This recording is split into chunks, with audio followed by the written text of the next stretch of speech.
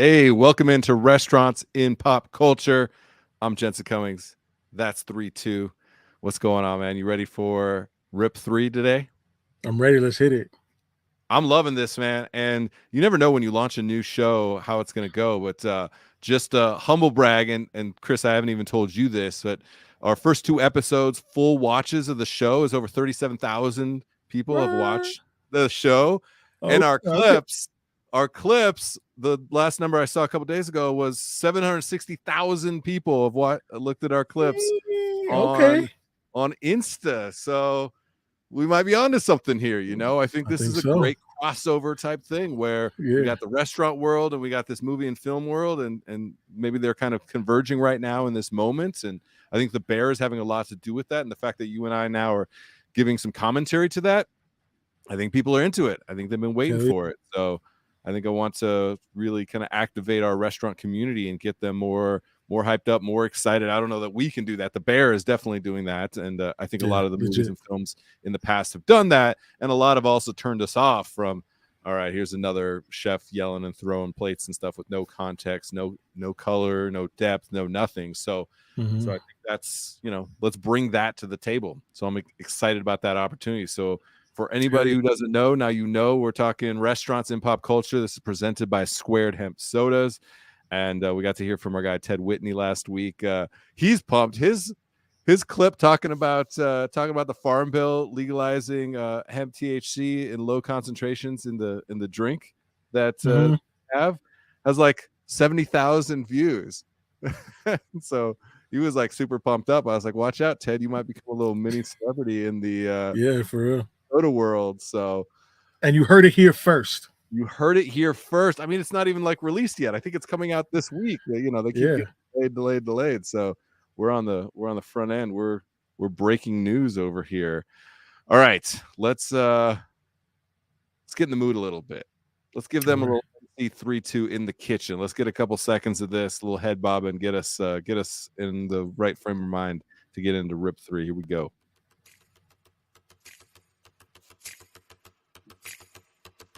Let's go.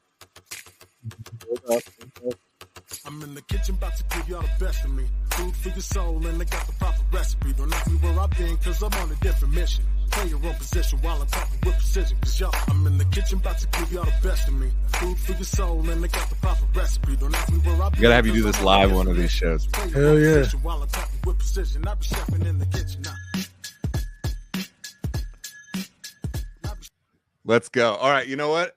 I feel like if you like remaster that, I feel like you need some percussion sounds from the actual kitchen, like that beat right there. That could totally be a spatula hitting against a 5-gallon brazier. Yeah, so that tapping sound is a knife on a cutting board. Oh, okay, perfect. What the hell was I thinking I can contribute to your song? You already got it. You got it. You know exactly what's going on. That's what's up. All right.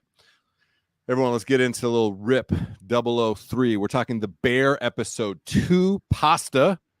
We're talking top 3 fictional film chefs of all time, and a little PSA, how to become a movie extra actor. A question that I got from one of our audience. So excited to contribute in that way. All right, we talked about it last week when we did top 3 restaurant chef films of all time overall, right?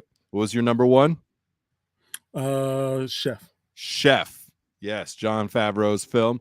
And I had Big Night, Stanley Tucci and Tony Shalhoub as number 1. Check out episode 2 if you want to hear all 3 of our top 3s of restaurant chef films of all time. So we're going to get into it. We're going to get into a little top 3 all time. This week, we're talking about just the chefs themselves of any movies, any TV of all time that we think are in our top 3. So let's get into that right now. Let's start at number 3. Chris, for you, number 3. What's the number 3 chef of all time? Fictional chef or regular chef? Fictional chef. Fictional chefs, yeah. I might have to go with. Oh man, this is tough. Don't get this wrong. Don't fuck this up. People are watching and listening now. Now there's some pressure Yeah. I think that I might go with John Favreau's Chef and Chef. Okay, I thought that was gonna be higher for you. Like, I know you really resonate with that whole story arc. So number Yeah. 3 is Carl Casper, John Favreau's character from the movie Chef. What is it about Carl Casper that you're digging on? Just that he's like a regular dude. Like He's a he has his fine dining side, but then he's also, when he steps out of the kitchen, he's got a kid, he's got a failed marriage, like that he still like has something with his ex about. He's like trying to figure out the whole food truck scene, and he's also got like very real emotions based on the uh the food bloggers and the sure that whole blasted. What does Oliver Platt's Yeah. character say? I buy ink by the barrel, right? Exactly. Like, Yeah. you're So not gonna like fuck just with me. having real emotion and not like calculated ones. And I just enjoyed his character a lot. Which can be hard for chefs because so much of our job is to be hyper calculated. Right. And I think that comes through sometimes in this caricature that you see of what a chef is like. We're cold, and I felt like that. Hell, one of my nicknames was the robot, because in the kitchen I was like so afraid to show an emotion because of how quickly it can spiral. Right. So you like had to be this unfeeling rock in the kitchen, which there's is strength at moments, but then we don't know how to be emotional. And the only time I was able to be emotional is fucked up at 2 a.m. because I was able to like let loose after a shift. Like, and that's not the right time. Right. So I think showing that emotional roller coaster with some depth, I think is important. So, all right, number 3. I had to do a top 10 list to even get down to the number 3 on my list, and I moved people around a lot. My number 1 was locked in from the moment we said it.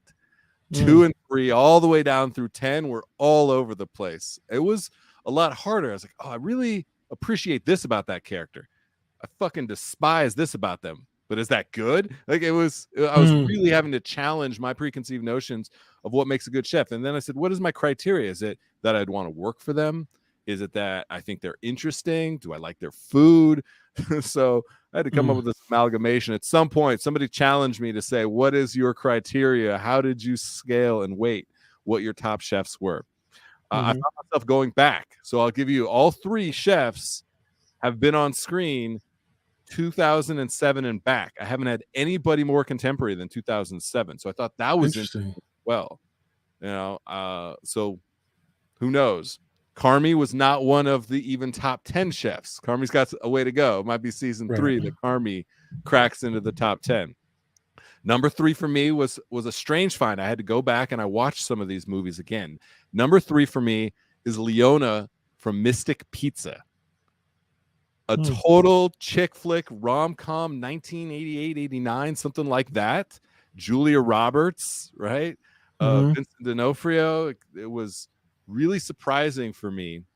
And I'll give you a couple of reasons. First, Conchata Ferrell, who plays the character, I think a lot of people would know as Berta, the housekeeper from 2.5 Men. And it's just kind of that stoic, kind of curmudgeon-y, but loving, nurturing mama bear type character. And I really resonate that. I feel like everybody who's got that grandma, that nona, that abuelita would be like that. Feel that. She's got the secret recipe, the secret ingredient in the pizza sauce, which I think is just BS, right? It's just mystique. That's the secret ingredient. There is no secret ingredient. A purist, and I am very on the vanguard a lot, very futurist when it comes to food a lot. It got me into trouble a lot trying to do too much. But when it comes to pizza, I'm very much a purist. Like if you tell me you have the best pizza, I get a cheese slice. I don't want all the other stuff. I want to know that you do dough, sauce, cheese, and cook properly. And so the fact that she kind of like scoffs at what they call it, designer pizza and goat cheese on pizza and some of these things, I was like, respect. You're old school in that way. Respect. So I like that about it as well. So that was number 3 for me, and I was surprised. I was surprised that I went in that direction. So there we go. All right, for you, number two, fictional chef of all time. What do you got? I think I'm gonna go with Bradley Cooper and not in Burnt. Oh, not Adam Jones. Okay. No, but in Kitchen Confidential. Okay. God, I haven't rewatched that in a while. All right, one season. Yeah. I was surprised that didn't get picked up. Anthony Bourdain was actually involved with that production, which I thought was meaningful. What is it about? What was his character's name? I don't even remember. I feel like it was. I'd have to Google it because I know it was like something Bourdain, but it wasn't Anthony. Yeah, that's right. I'm Googling it right now. Yeah, but I think that like that was the first kind of funny, and yet semi-realistic, chef role where it was like, again, it wasn't just based on him being an asshole and all that, but it was just like it was a fun portrayal. The Jack show itself was fun. Jack Bourdain, yeah. I just thought that show was fun. Jack. Yeah. 2005. Wow, it's that old. That's been a minute. I didn't realize it was that long ago. Yeah. Okay. And he was, drugs, booze, women. So he was still cliche, but had a little bit more depth to it. Yeah, and it was like it was all those things, but it was in an almost satirical way, but it was like fun. So it didn't make you feel the feels that you have when you're watching The Bear, where it's like those things minus the women maybe, but like those things, but you feel the realism of it, and so you're like, oof. But in that, it was just like, oh yeah, I recognize all those things, but I'm laughing my ass off about it. Right. It was a total farcical view of it, even though it might have been true at certain moments. Yeah, okay, I'm with that. All right, so number 2 for me was Primo from Big Night. Big Night was my number 1 restaurant movie of all time. Tony Shalhoub, I just thought was brilliant as the Italian immigrant chef, the brother dynamic. He was so a purist also. He was so set in his ways, right? And unwavering. I don't know why that just like sticks with me and resonates with me. His brother, Stanley Tucci's character, Secondo, is, very much more charismatic, much more the businessman, much more the front of house. And he's just so cliche, back of house, the type that's going to run out and smack somebody with a spatula if they, ask for goat cheese on their pizza. So there was something timeless that I appreciated about that. And then he does this dish, and I'm gonna butcher the name, tompono. It's this like lasagna type dish that's pasta, rice, and potatoes. It's this like ridiculous layered starch overload. The dish that's kind of the iconic dish that he's making in the film. And there's just this like reverence for Italian technique and ingredients. And so it just felt like it was taking me back. And that movie, 1996, Stanley Tucci co-directed and co-wrote that. So like Bradley Cooper, Stanley Tucci really loves the restaurant world, loves the culinary world, right? Stanley Tucci's been in that film, wrote, directed, won a couple awards for that, right? And has been in several other films, food related. Also has that show on CNN where he's traveling around Italy. So I like what they did with the characters and the relationship between brothers. My brother, you worked with my brother in the restaurants as well. So the brother dynamic, I really liked Primo for that. All right. Word. Number one fictional chef of all time. 3-2. What do you got? So you're going to crack up at this one, but Chef from South Park. Okay. Hey, respect, man. I can't think of anything that he cooked where I'd be like, "Yep, that." But he was he He was, and it's not even so much for the food, but just like the being an iconic character. And being a black chef, the number of times I've had people call me chef from South Park just because.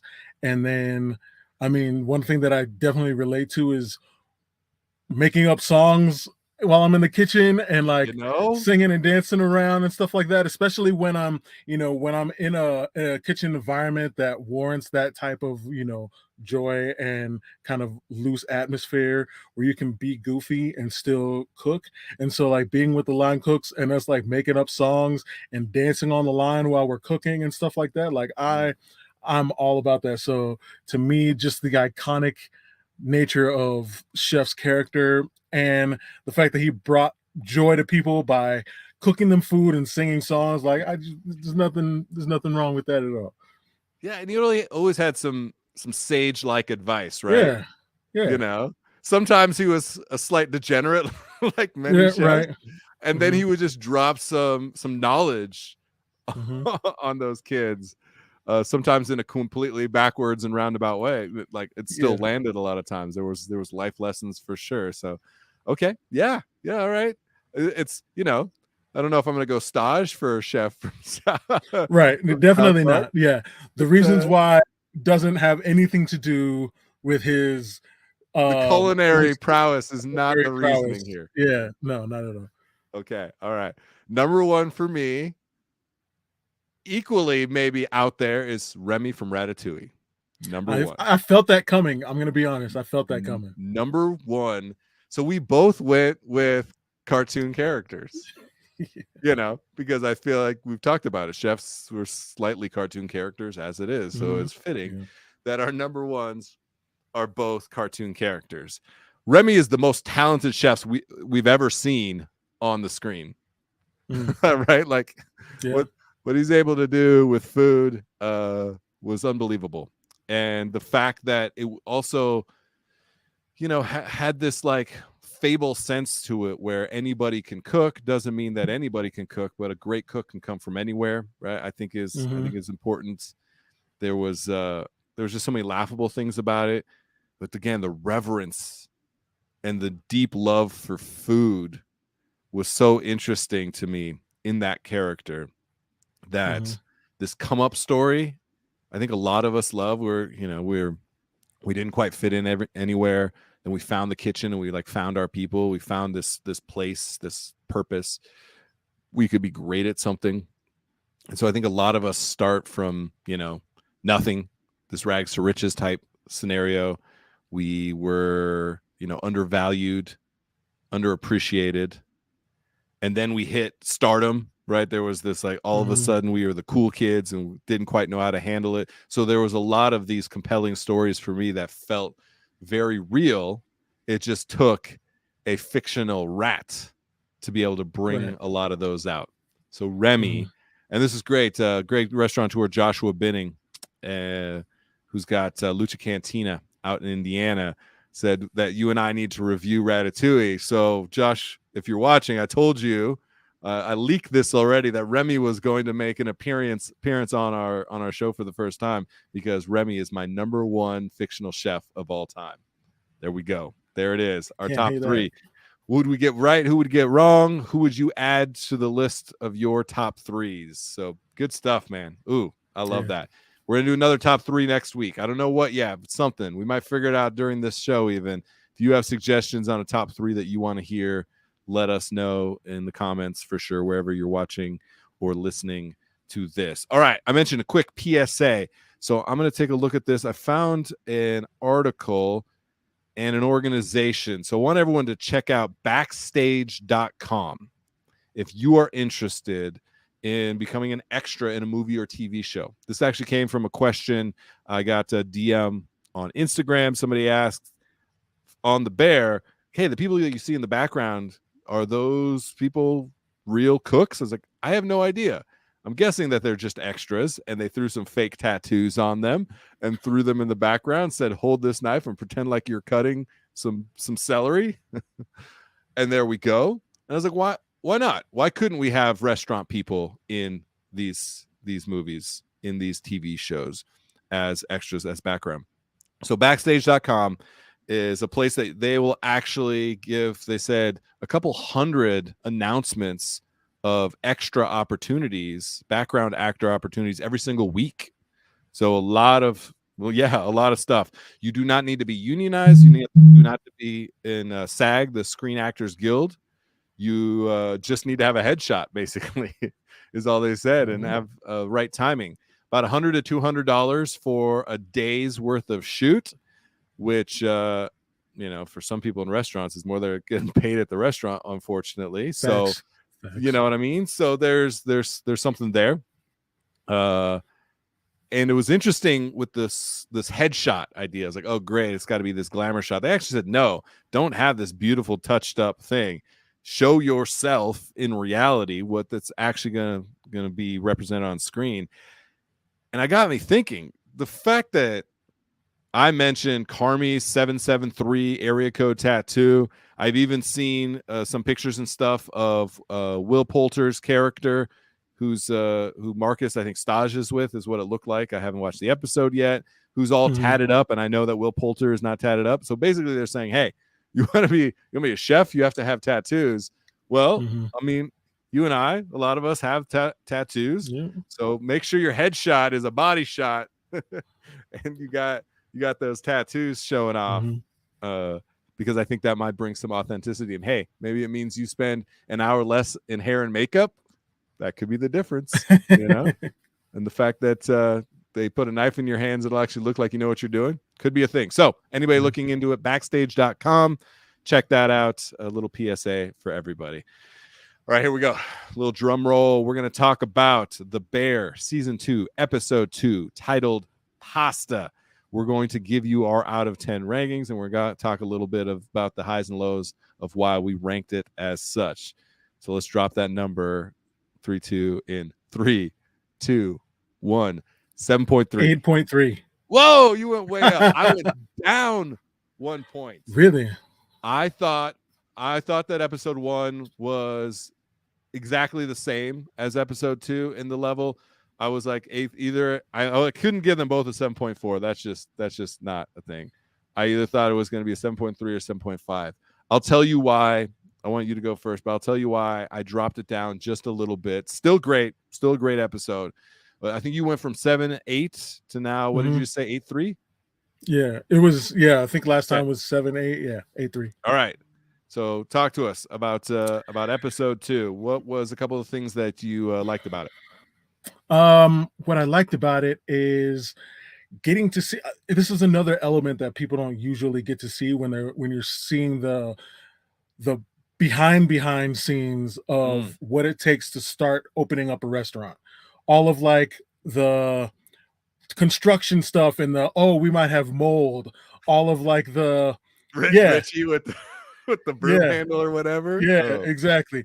Like all of the grunt work that goes into like doing a remodel inside of a restaurant. Also, the bonding experience when it's two chefs about to embark on a new restaurant and menu planning. I love that feeling of sitting back and like menu planning with a chef, and nobody else is around. It's just the two of you. You're bouncing ideas off of one another. And like when you have a chemistry like that where your food goes together, it's super dope. And a lot of people don't even think about that when they think about chefs. And then when they go into a restaurant, they don't, and they just automatically maybe think that the executive chef whose name was on the door is the only one that had input on what goes on the menu. They don't think about the fact that their second in command was right there with them, bouncing ideas off of them usually and stuff like that. So I enjoyed watching that. I enjoyed the Did you ever have the clear? It looked like they were from a scene in CSI where it had the clear whiteboard and they're writing on it. I was like, oh man, I never had that. We just had the janky whiteboard, or sometimes we even had the like stand up tripod thing. What the hell is that called? An easel with the like flip pieces of paper. I was like, oh, look at these. They're going for 1 star. So look at them with their fancy transparent whiteboard. Look like they're about to cure cancer or something over here. Right. So yeah, those elements, the elements of like where you're starting to get glimpses of the culinary school experience, between Tina and Ibrahim, and you could see the difference in how they're approaching it, because Tina is like jumping in All with both about feet, it, like all ready to about it, go. yeah. And Ibrahim, I feel like he's similar to Richie in that he's got this fear of, being outdated and being Stuck in his obsolete. ways and, So obsolete, that's a good word. yeah.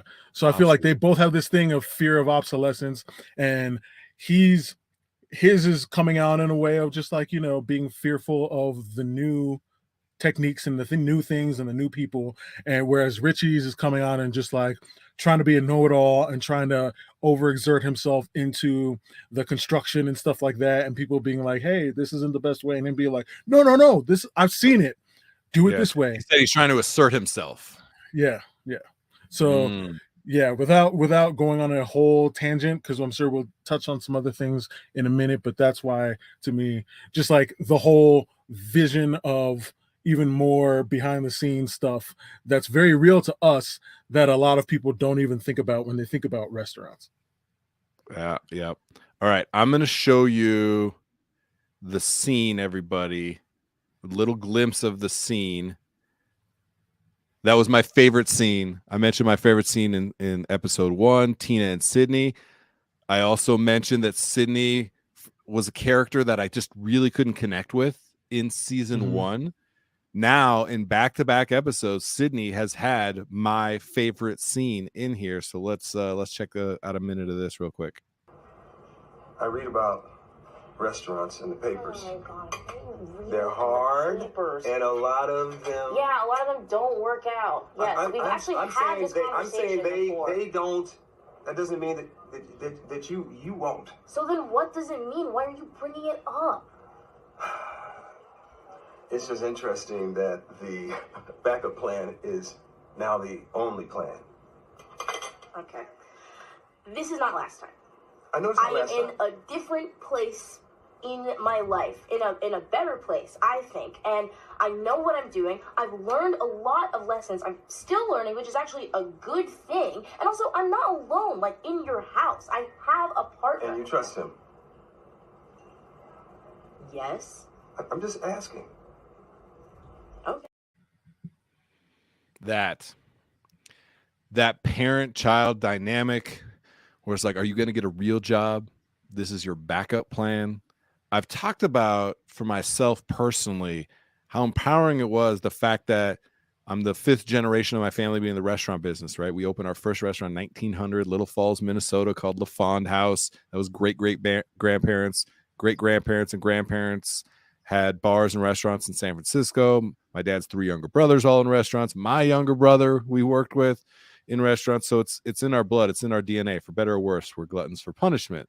I never had the when are you going to get a real job conversation, because our family has been, to whatever degree, relatively successful in this industry.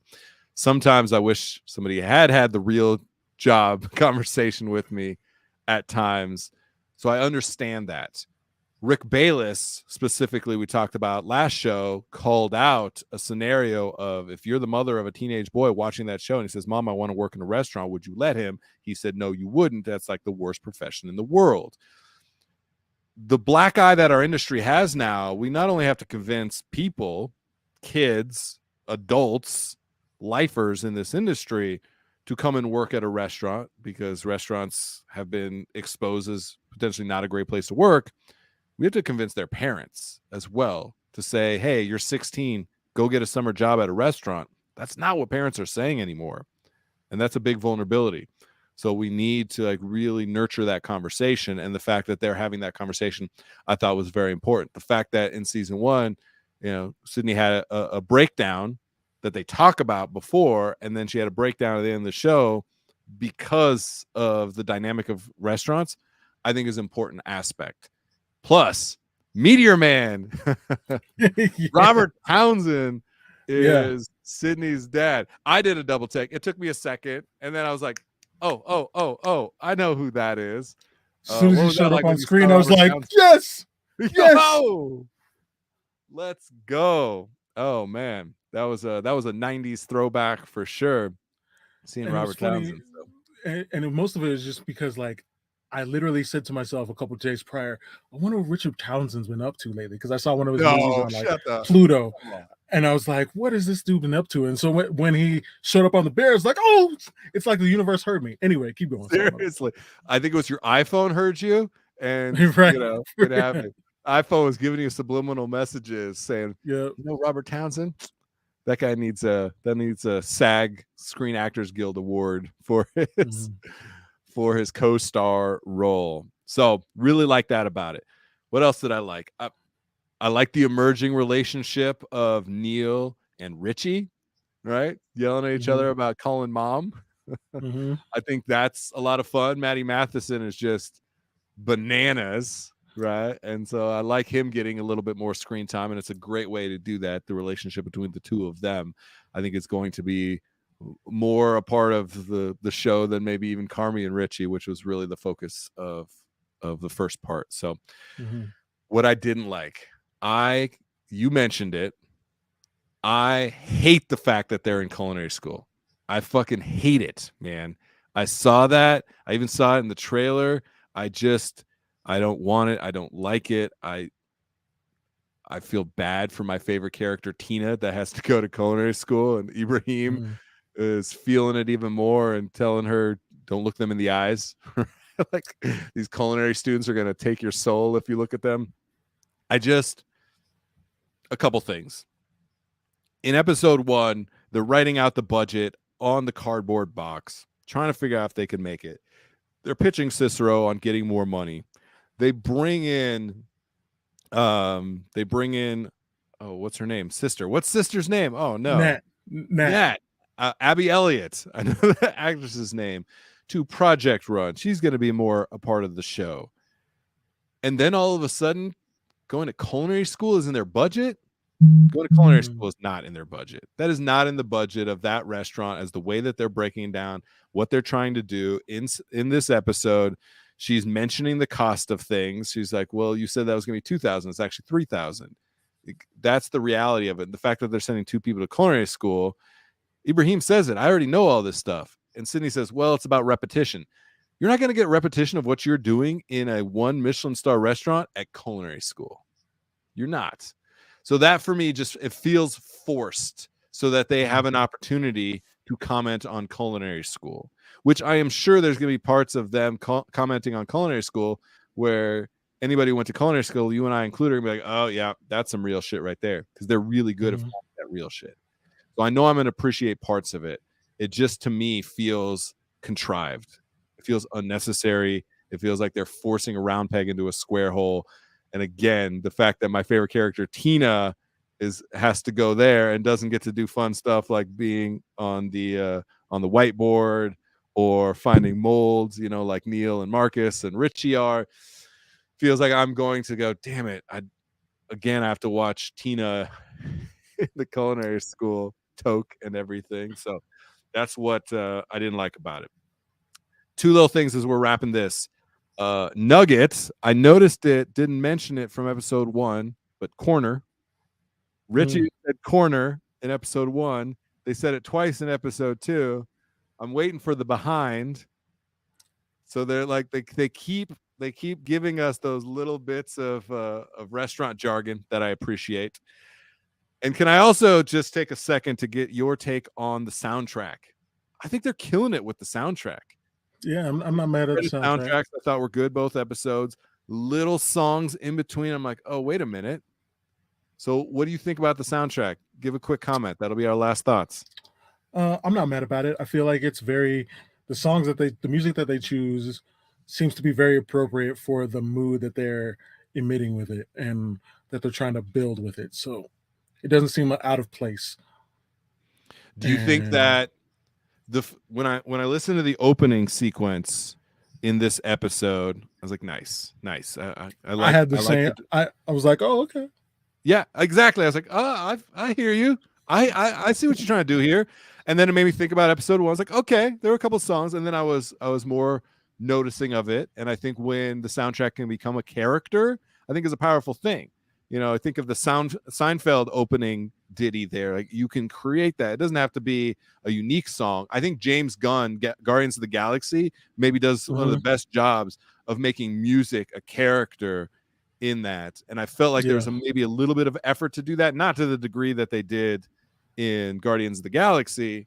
However, I think that they're doing a good job with that, and it's noticeable. So we hear you, we see you making that effort. We appreciate that effort. I think it's important. All right, that is our take. We have an 8.3 DAPS for sure for season 2, episode 2. I dropped it down a little bit, 7.3. It did not have, for me, the powerfulness of episode 1. It's still laying the groundwork. Still a great episode. And I didn't tear up like I did in episode 1. But I like the arc we're on. Like season 2. I mean, if they're building and they're building the characters for the rest of season 2, I'm here for it. We're here for it. That's it. Let us know how we did on this episode. Let us know how we did on our rankings. What do you have for ratings and reviews of season 2? All the spoilers are out there, and we appreciate you all. We'll be back next week for RIP004. Oh, and next week we're going to have a co-host with us to help us break down episode 3. Yeah, we're going to sprinkle in some co-hosts. Big, hairy, audacious goal. We're going to get Tina on the show to help us with the recap of season 1. That's my wild. I'm going to find a way to make it happen. I want Tina.